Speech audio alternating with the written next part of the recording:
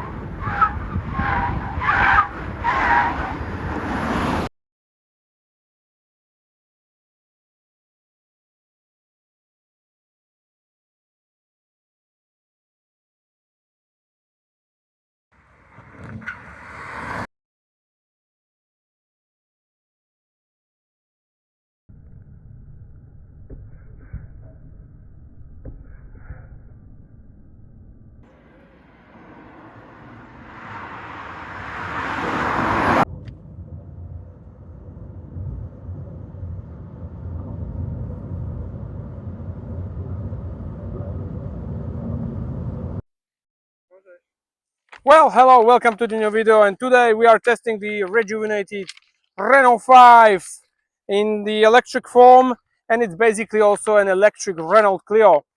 So let's have a closer look at this car. This car is fantastic because it is affordable. In my country, it starts from 27,500 euros only, and also because it's lightweight for an electric car, only 1,524 kilograms, which is really lightweight, and this is the top equipment level.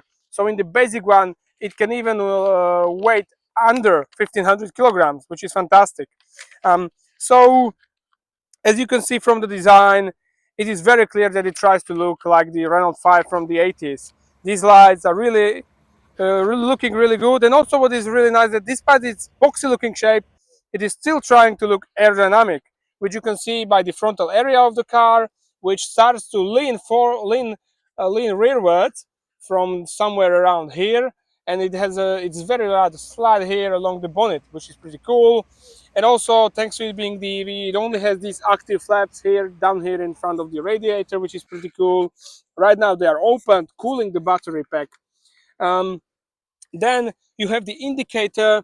Part of this is this square light, this daylight over here, and I have to say it's a really good looking car.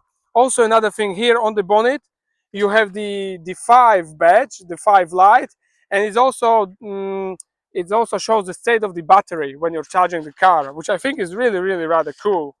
Then going alongside the car, we also have a really nice aerodynamically resolved front windshield, which is really rather curved, and it also is an acoustic windshield, so it is very good for the quietness inside the car, and Renault says this is a premium feature which is inside the car. Now let's go alongside the car. We have the wheels and the suspension. So in terms of wheels, we have 18-inch wheels with a tire size of 195/55 R18. So finally, again, a narrow enough tire, a typical tire for a people's car, which I really like. Then you have these nice 18-inch wheels. You have disc brakes all around. And in terms of suspension, this car is also different in terms of within the class. So we are using McPherson and Multilink at the rear, which is very important, very unusual in this size. And also in terms of positive caster geometry, we are running a really good amount of positive caster geometry. In terms of the wheelbase, the car has 2.54 meter wheelbase on this Ampere platform again. And then we're coming to the rear of the car, where we can again talk about the aerodynamics of the car. We have a shark fin here at the rear, prolonging tilted down roof spoiler, and also this very small side spoiler.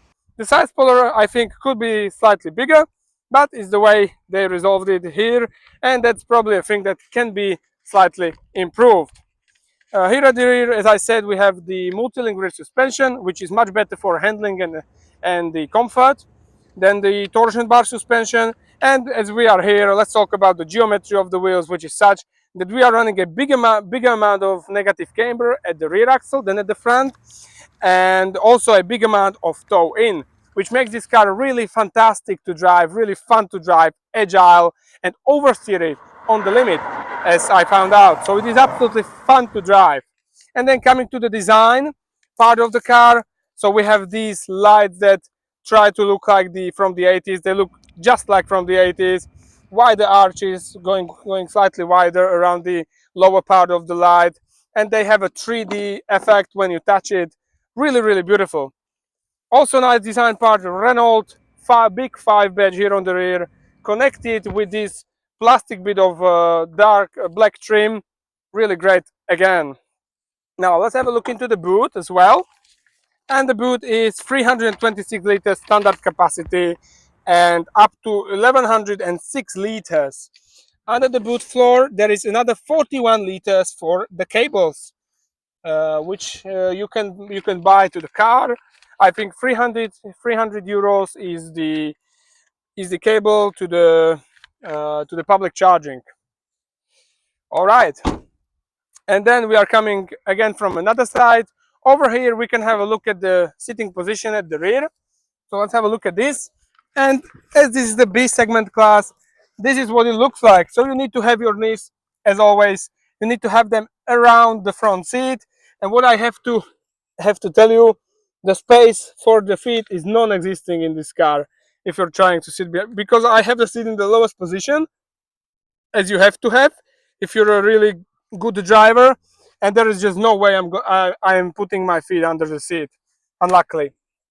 In terms of comfort, automatic electric windows, which is good, not all cars have this. 2 speakers, small space in here, no air conditioning as well in the central panel, and you have strong LED lights over here, really nice headlining, this sort of squared headlining. So yeah, that's about it. I mean, in terms of comfort, could be better than this, and also particularly in terms of space, this is really bad.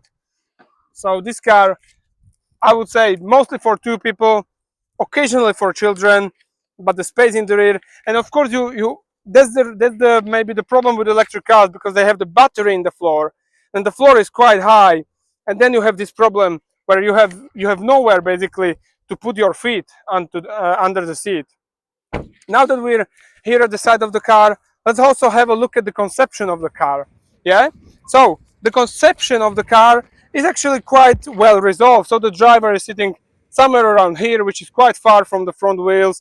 It is behind the middle of the wheelbase as well. So actually really good driver's position. It's slightly worse than in the Clio, again because of the battery pack, so you're sitting slightly higher than in the Renault Clio, but that's the way it has to be. There's no other way around it. And now finally we're at the charging port. So this is the charging port. It has both vehicle to load and vehicle to grid capacity. The car has 11 kilowatts AC charging, and the DC charging is 70 kilowatts at the lower power variant, and 100 kilowatts DC charging at this top of the line 110 kilowatts variant. And I even achieved 103 kilowatts during my charging session, during my charging tests. So actually really good charging, and the charging times are 30 minutes from 3% up to 80%, which is pretty cool, pretty fast. Yeah, and we can also have a look at the, well, basically the powertrain, the engine under the bonnet. This is the front wheel drive car. So let's have a look at this. So here we are. You have this lever for it. I don't know, where do we put it? Let's put it here for now. All right, so this is the powertrain, this is the engine. So I think you can have three power options. So 70, 90, and 110. This is the 110 kilowatt, 150 horsepower, 245 Newton meters of torque. The car can tow up to 500 kilograms, and it does 0 to 100 kilometers in 8 seconds. And the top speed is limited to 155 kilometers per hour. In the engine bay, you can see here are the damper mounts. So the powertrain, the engine is in front of them. It is a lighter, more compact engine than in the Megane E-Tech. So a new type of engine, and yeah. So that's about it. The weight distribution is going to be the way it is always with front wheel drive. And where do I hide this? Where was this? Okay, here was it. And yeah, I think that's about it. Also, another thing that is good to mention is that you can also have the fantastic Alpine A290 out of this car. And the thing that surprised me, not in my country, but in Czech Republic, the neighboring country, that when you're leasing this car, the Alpine A290, that car is more affordable to lease than the classic Renault 5. So that was thing that caught my attention, is maybe worth noticing and worth thinking about, because that car is, of course, 220 horsepower, much more thrills, much more dynamics than this car. Yeah. So anyway, that would be it to the walk around of the brand new Renault 5, a fantastic, small, affordable, trying to be affordable, small electric car. And now let's talk more about the experience by sitting inside the car, driving it further down the road, and telling you more about the experience with the Renault 5 Electric.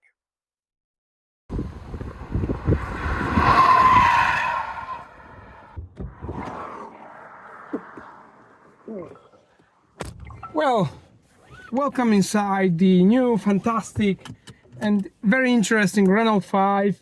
And let's first start talking about the interior of the car, which I have to say is just as extraordinary looking as the exterior of the car. So it's very interesting. You have this jeans sort of textile throughout the dashboard, and the textile is also here in the door cards. I also like the design of the interior. Like it looks like an arch around you. You have this black piano trim throughout the air vents. I also have to say the air vents are actually now in the summer in a quite a good position. Maybe only, you know, this is tilted to me as a driver. Maybe the passenger then doesn't get as much cold air as me, but I think this is a very good setup. I really do like it. Then what I like is the interface, the quality of the displays. Although the reversing camera, as you can see, could be a higher quality. This is really not as sharp, but overall I have to say pretty good interface this, which I quite like. And also there is this very cool assistant. Let me call him up. Hey Renault, what is my state of charge? Your main battery has 22% remaining. You see, this is a very, very cool guy. And for some reason, I also like that it is a male voice, not a female voice. And he's just pretty cool. And the name Renault, as the name suggests, how the Renault brand should be spelled, I just like it. And then you have the built-in Google Maps. You have the parking assist, the car can park itself as well. The interface is on a smaller display, but very easy to use. Yeah, you don't have plenty of apps. You have the Google services in here, of course, and you can go into the settings of the car and also set the My Perso on the car and look at my driving. I have the fuel consumption on this journey of only 13.2. So I really do like the interface. Then you have also these buttons for the air conditioning. So we have manual hardware controls for the air conditioning, which I love as well. And maybe let's do a little bit of nitpicking. So there is a small problem that I have with the car, and that is the power button where you turn the car on. So on the way to press it, you have these three levers. The one is the gearbox, the other one is the wipers, and the other one is the multimedia stalk.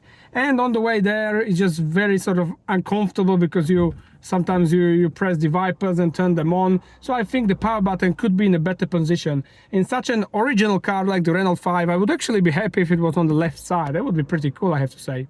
On the left side, what you get is, as always with Renault, you have this fantastic double press to turn on My Safety Perso, so you can turn off the assistance very quickly, and also you can turn the lane assist very quickly with this. The steering wheel is hexagonal, like we are used to at Renault, with the multi-sense button on top of it, and you can change in between the driving modes. So you have the Perso, Comfort, Eco and Sport. I drive all the time in the Sports mode, so that's pretty cool. And then in terms of storage area in the central panel and in the door bin, so we have quite a small door bin, but I think you can fit inside a 0.7 liter bottle. And then in the central panel you have the wireless charging pad, two USB-C connectors, 12-volt socket, two cup holders, and an armrest space, which is similar to what it is in the Renault Clio. And then also higher up you have a sort of square shape space with no rubber insert. I don't really know what it is for. And beside it you have the electronic parking handbrake. I have to say the positioning of the electronic parking handbrake could be better. It's slightly far from me. You have to reach out for it. And then another optional thing which you get for the car is this bucket holder, which is fantastic and is particularly for the French customers, I think. So when you do your grocery shopping, you can just fit your bucket into it and just drive it around. Pretty cool, coming back to the past. And you also get this beautiful bag for that bin. So that's actually really, really fantastic. You have a French flag, they are really cool. In terms of the seating position, I have to say, of course, it's not as low as in the Clio because this is an electric car which has a battery mounted in the floor, but it's decently low compared to the dashboard, and also decently far from the front wheel, so the conception is actually pretty good. The seats, they offer you a very good support for your back and also for your thighs during cornering. So no problems with that. These are the cloth seats, and I have to say I really do like them. Anyway, I think let's start driving, and I stopped here because the first thing I want to talk about is the chassis. This car uses the McPherson and Multilink, which is very unusual. Actually, it is the only car in the class to have it, and together with the big toe in, they put the car in the rear. It can do this. You see? So thanks to the big toe in that the car has, the car is oversteering on the limit, which means that you get loads of fun when driving this car spiritedly, which you will not get in the Clio because the Clio has a toe out and it has a torsion bar, so it needs that toe out to be nice and stable, because otherwise it would be basically like this, yeah.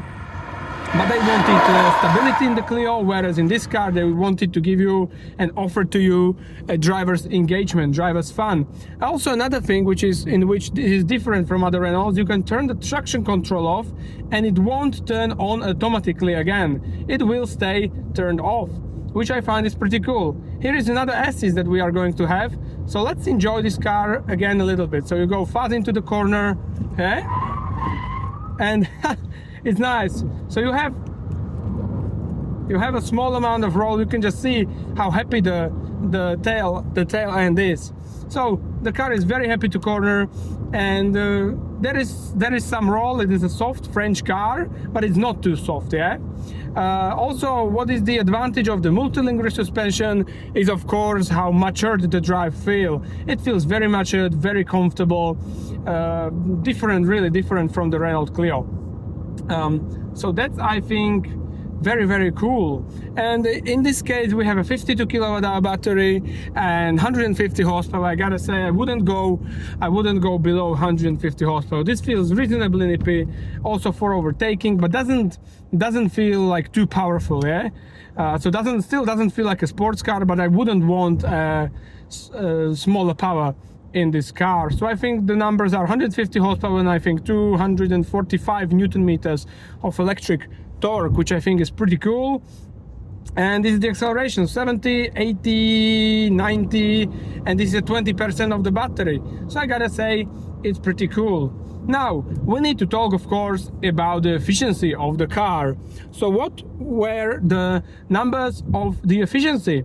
Well, the lowest I got was on the B roads, 8.9 kilowatt hours per 100 kilometers. Fantastic number, really, really efficient.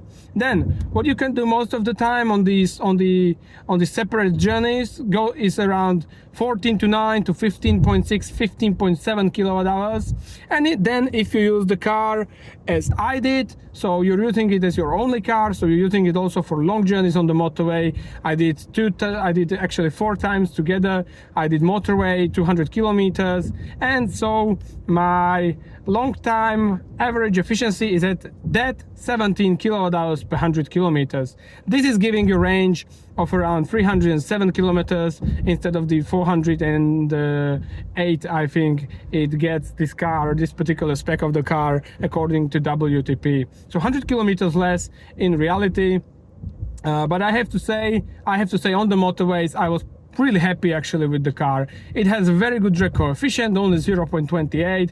You can drive at 130, 140 sometimes on the motorway constantly, and you can do these 220 kilometers on the motorway from in between 84 to 3% of the battery. So I was actually really, really happy with the efficiency of this car. I find it really rather good, and now the average is going to 16.9. So the efficiency is it's fantastic.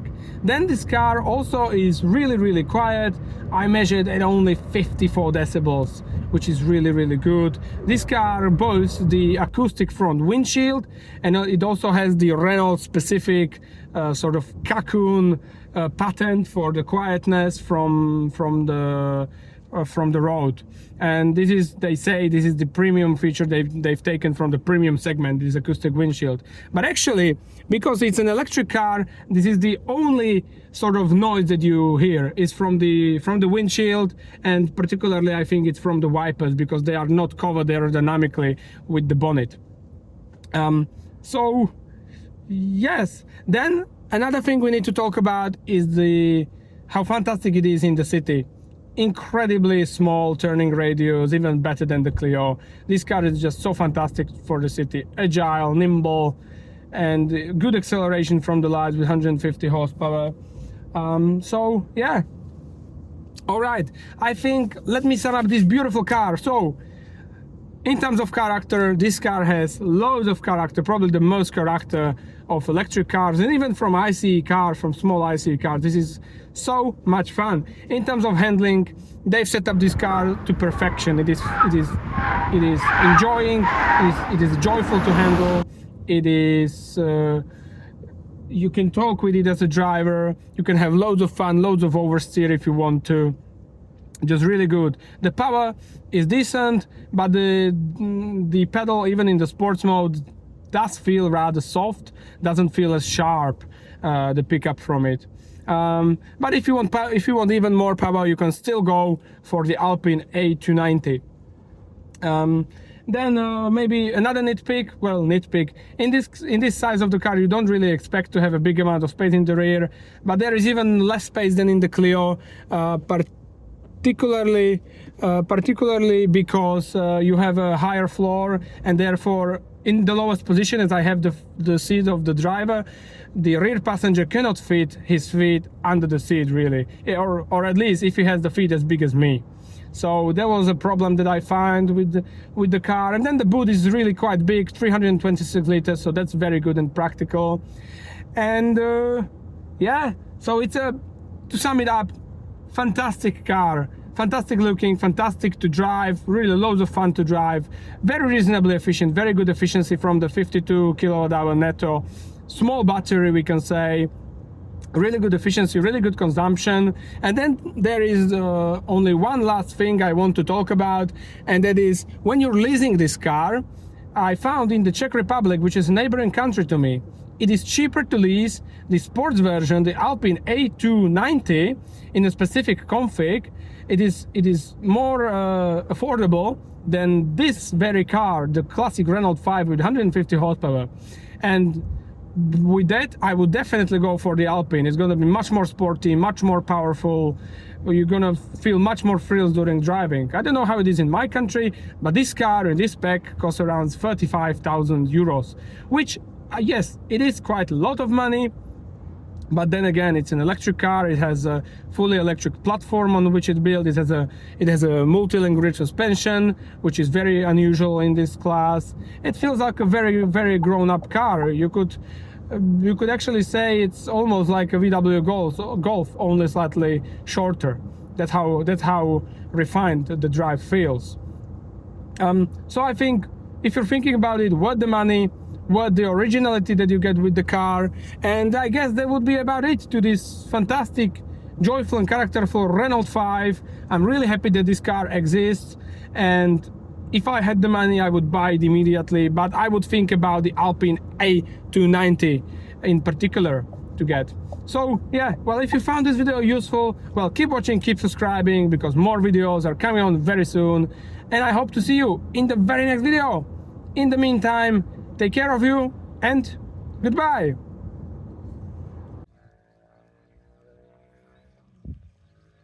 Hey Renault, you are really cute. Unfortunately, I can't help you with that.